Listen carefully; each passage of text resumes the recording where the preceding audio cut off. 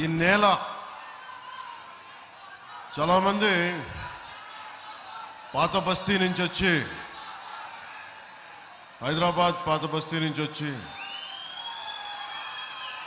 బతుకమ్మ పండగని పరిహాసం చేస్తారు, సంస్కృతిని పరిహాసం చేస్తారు.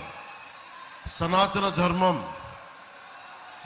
ధర్మాన్ని పాటించే వాళ్ళు ఎవరైనా సరే, మీరు ఏ మతం ఏ ధర్మం అని చూడరు.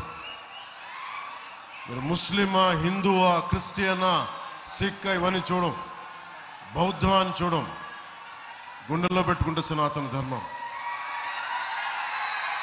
అలాంటి సనాతన ధర్మానికి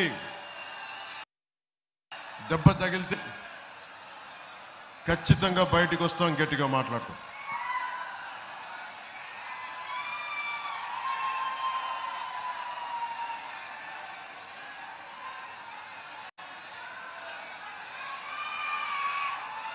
ఈరోజు ఇక్కడున్న జన సైనికులు కూడా చెప్తాం, జనసేన చాలా బలంగా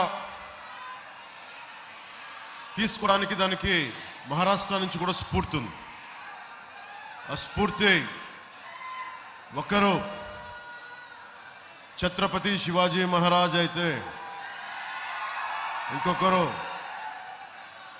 బాళాసాహెబ్ ఠాక్రేజీ.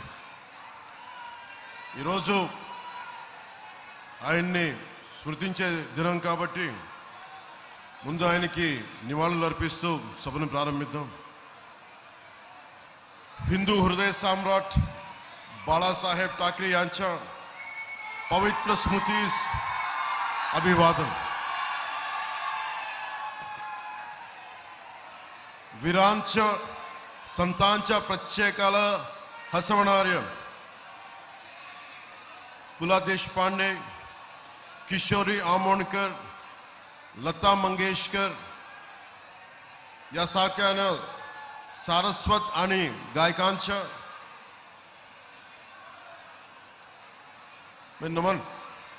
ये तो इतिहास हुआ, लेकिन भविष्य क्या है? రోజు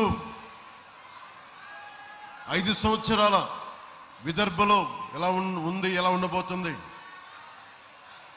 ఇది ప్రత్యేకించి మరాఠీలో చెప్పి మీకు తర్వాత తెలుగులో చెప్తాను.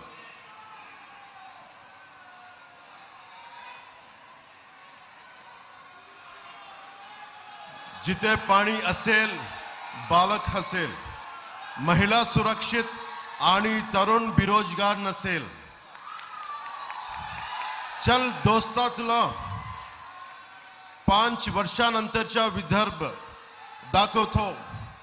शेतकरी सुखात आणि सामान्य माणूस समाधानाने जगेल.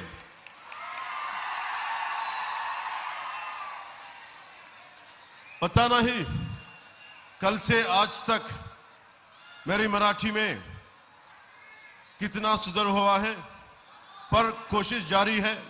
इसलिए कोई गलती हो तो क्षमा चाहता हूं.